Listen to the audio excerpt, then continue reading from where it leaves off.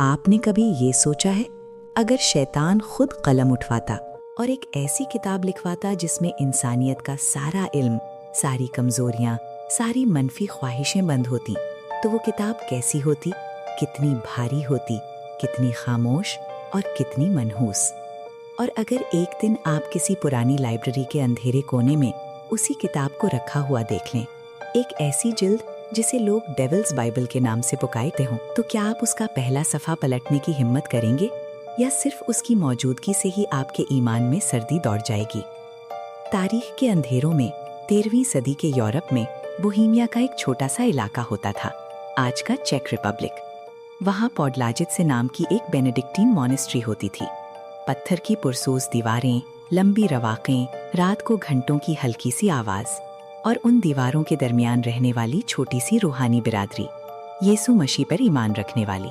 इसी मॉनेस्ट्री में एक मॉन्क रहता था, हर्मन इनसल्सिस। नाम के आखिर में इनसल्सिस यानी हर्मन द रिक्लूस, यानी अकेला, अलग थलग रहने वाला। मॉन्क बनते वक्त हर्मन से बहुत कस्में ली गई होती हैं कि वो झूठ नहीं बोलेगा, किसी को धोखा नहीं देगा, माल दौलत का लालच नहीं करेगा, हर रूह को बराबर समझेगा और किसी औरत की तरफ बुरी नज़र से नहीं देखेगा। ये सिर्फ कानूनी शर्तें नहीं होती, ये कसम होती है यीशु मसीह के सामने कि अपनी जिंदगी, अपना जिस्म, अपनी ख्वाहिश सब रब के हवाले। लेकिन इंसानी दिल दीवार से बंद हो जाए तो भी अंदर के तूफान को कौन रोक सकता है? धीरे धीरे हर्मन छोटी छोटी हदाएं पार करना शुरू करता है। कभी छोटा सा झूठ, कभी थोड़ा सा लालच, कभी अपनी मर्जी को रूहानी कानून पर तरजीह। और फिर एक दिन वो वहां तक जा पहुंचता है जहां से वापसी मुश्किल होती है। वो एक औरत से मोहब्बत कर बैठता है। मोनेस्ट्री के लिए ये सिर्फ एक ख्वाहिश नहीं, बल्कि कसम शिकनी, रूह की बेवफाई होती है। जब उसका राज सामने आता है, मॉन्क्स हर्मन को एक अदालत जैसी दीनी मजलिस के सामने लाते हैं। गवाह बुलाए जाते हैं, उसके पहले के छोटे छोटे गुनाह याद दिलाए जाते हैं। हर कसम जो उसने तोड़ी होती है वो उसके खिलाफ गवाही बनकर खड़ी होती है। आखिर फैसला सुनाया जाता है, इस आदमी को दीवार में जिंदा चुनवा दिया जाए। ये हमारे कानून, हमारे रब और हमारी रूहानी बिरादरी के साथ गद्दारी का मुस्तहिक है। आप सोचिए, दीवार में जिंदा चुनवा देना, जहन्नुम का एक छोटा सा प्रीव्यू। पत्थर की तंग सी जगह, अंधेरा, घुटन, हवा कम, आवाज़ कोई नहीं। दीवार बंद होती जाए, इंसान जिंदा हो, लेकिन कैद इतनी सख्त कि ना रोशनी, ना आसमान, ना दूसरे इंसान की शक्ल, सिर्फ धीरे धीरे टूटती हुई सांसें। ये सज़ा हर्मन पर तय हो चुकी होती है, लेकिन इसी लम्हे वो टूटता नहीं, एक आखिरी कोशिश करता है। वो मोनेस्ट्री के सामने यीशु मसीह का नाम लेकर गुजारिश करता है। यीशु मसीह ने उन लोगों को भी माफ़ किया था जो उन्हें तकलीफ़ देते रहे। क्या मुझे अपनी गलतियाँ सुधारने का एक मौका नहीं मिल सकता? क्या रहमत के दरवाजे मेरे लिए बिल्कुल बंद हो चुके हैं? मॉन्क्स सख्त होती हैं, उनके लिए कानून भी मुक़द्दस होता है, लेकिन यीशु मसीह का नाम उनके दिल में हल्की सी लर्जिश पैदा करता है। उनके सामने एक मसला खड़ा होता है, इंसाफ या रहम, गुनाह का निशान बनाना या गुनाहगार को एक आखिरी इम्तिहान देना। आखिर एक बुजुर्ग मॉन्क आगे बढ़कर एक ऐसी शर्त रखता है जो असल में मौत से भी बरी लगती है। वो कहता है, हर्मन, अगर तुम चाहते हो कि हम तुम्हें दीवार में जिंदा ना चुनवाएं, तो तुम्हें एक रात में एक ऐसी किताब लिखनी होगी जिसमें इंसानियत का तमाम इल्म जमा हो। हमारी लैटिन बाइबल, हमारी रूहानी रिवायात, हमारी तारीख, हमारे इल्म के नस।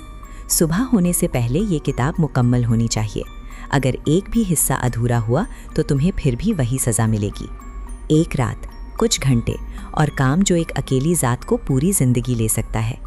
लेकिन जब मौत सामने दीवार की शक्ल में खड़ी होती है, इंसान ऐसे फैसले करता है जहां दिमाग से ज़्यादा डर बोलता है। हर्मन इस शर्त को कबूल कर लेता है। उसे मोनेस्ट्री के गहरे तहखाने में बंद कर दिया जाता है। उसके पास पर्चमेंट्स होती हैं, महंगी स्याही होती है, कलम होता है और ऊपर से बंद दरवाजे। लेजेंड ये बताती है कि शुरू में हर्मन वाकई लिखना शुरू करता है। शायद कुछ सफ़े उसके खुद के हाथ से भी लिखे जाते हैं। लेकिन रात बढ़ती है, वक्त फिसल रहा होता है, हाथ दर्द करने लगते हैं, दिमाग बोझल हो जाता है और हर्मन पर एक हकीकत तामीर होती है। ये काम किसी इंसानी क़ुव्वत के लिए मुमकिन नहीं। दीवार, पत्थर, घुटन, अंधेरा सब उसके ख्याल में वापस आ जाते हैं और फिर वो दुआ करता है जो सिर्फ बहुत गहरी कमज़ोरी में निकलती है। इस दफ़ा उसकी दुआ आसमान की तरफ नहीं उठती, वो नीचे अंधेरी गहराइयों की तरफ झुकती है। जो भी हस्ती मुझे इस रज़ा से बचा सकती है, मैं उसकी हर शर्त मान लूँगा। वो फरिश्ता जो कभी नूर था, फिर नफ़रत और तकब्बुर में डूबकर आसमान से गिरा, लूसीफर। कुछ लोग कहते हैं हरमन ने उसी गिरा हुआ फरिश्ते से मदद मांगी होती है। आप इस लम्हे को सोचिए, एक मॉन्क जो कभी यसु मसीह का बंदा था, अब अपनी जान बचाने के लिए उस हस्ती का नाम तक लेने को तैयार हो जाता है जो रब के खिलाफ बगावत की निशानी है। सुबह होती है, तहखाने का ताला खोला जाता है। मॉन्क्स को उम्मीद होती है कि या तो हरमन अदल फदला टेक्स्ट के दरमियान टूट चुका होगा या फिर रो रो कर रहम की भीख मांग रहा होगा। लेकिन जो मंजर सामने आता है वो किसी को तसल्ली नहीं, सिर्फ खौफ देता है। ज़मीन पर एक दहशतनाक जैसी वड्डी जिल्द रखी होती है, तकरीबन 92 सेंटीमीटर लंबी, 50 सेंटीमीटर से ज़्यादा चौड़ी, लगभग 22 सेंटीमीटर मोटी, वज़न तकरीबन 75 किलो। ये एक किताब होती है, लेकिन जिसने उसे देखा उसका पहला एहसास ये होता है ये किसी इंसान के हाथ की मजबूती से ज़्यादा भारी है। उस किताब के अंदर 300 से ज़्यादा वेल्लम के पतले लेकिन गहरे सफ़े होते हैं, एनिमल्स की खाल से बने हुए। अंदाज़ा लगाया गया कि ये किताब बनाने के लिए 150-160 जानवरों की खाल इस्तेमाल हुई होगी। हर सफ़े पर लैटिन में लिखा हुआ टेक्स्ट होता है और सबसे हैरत अंगेज़ बात, हैंड राइटिंग शुरू से आखिर तक एक जैसी, साफ बराबर फासलों के साथ, ना स्पेलिंग की गलती, ना लफ्ज़ों की टेढ़ी मेढ़ी लकीर। आज के डिजिटल प्रिंटर्स भी कभी कभी इस कदर यूनिफॉर्म नहीं लगते। मॉन्क्स हैरान रह जाते हैं। हरमन वहाँ होता है, जिंदा लेकिन चेहरा खाली, आंखें थकी हुई। जब उससे पूछा जाता है ये सब तुमने एक रात में कैसे लिख लिया, तो लेजेंड के मुताबिक वो सिर्फ इतना कहता है, ये किताब मैंने अकेला नहीं लिखी। किसी में इतनी जुर्रत नहीं होती कि वो उससे पूछे कि फिर किसके साथ। शर्त ज़ाहिरी तौर पर पूरी हो चुकी होती है, इसलिए फ़ैसला लिटाने वाले मॉन्क्स अपना हुक्म बदलते हैं, इसे दीवार में ज़िंदा नहीं चुना जाएगा। मगर जब हरमन तहखाने से बाहर निकलकर रोशनी की तरफ पहला कदम रखता है, कुछ अजीब होता है। उसका चेहरा सफ़ेद पड़ जाता है, उसकी सांस अटकती है और वो ज़मीन पर गिरकर वहीं मर जाता है। दीवार से छूटा हुआ ये आदमी फिर भी अपनी मौत से नहीं बच पाता। ये भी कह सकते हैं अगर उसने वाकई किसी गिरा हुए फरिश्ते से डील की होती है तो उस डील का पहला कीमत उसी की जान होती है। अब सारी तवज्जो इस किताब की तरफ मुड़ जाती है। इसका नाम पड़ता है कोडेक्स गीगस, यानी जाइंट बुक। लोग धीरे धीरे इसे डेविल्स बाइबल के नाम से भी पुकारने लगते हैं। जब इसके सफ़े सही तरीके से देखे जाते हैं तो अंदर से रूहानी और तारीख़ी ख़जाना निकलता है। ऑलमोस्ट पूरी Latin Vulgate Bible, old testament, new testament के बहुत से हिस्सों के साथ, जोसेफस की हिस्ट्री, इसिडोर ऑफ सिविल का इंसाइक्लोपीडिक इल्म, मेडिकल नोट्स, ज़ख्म का इलाज, बुखार का तोड़, जहर की पहचान, एस्ट्रोलॉजी, एक्सोसिज्म के फॉर्मूलेज, अपनी मोनास्ट्री की हिस्ट्री और कवायद, यानी एक ही जिल्द में इल्म दीन, इल्म तारीख़, इल्म तिब और इल्म रूहानी सब कुछ जमा होता है। लेकिन फिर आप उस सफ़े पर पहुंचते हैं जहां से ये किताब खाली इल्म नहीं बल्कि खौफ का मरकज़ बन जाती है।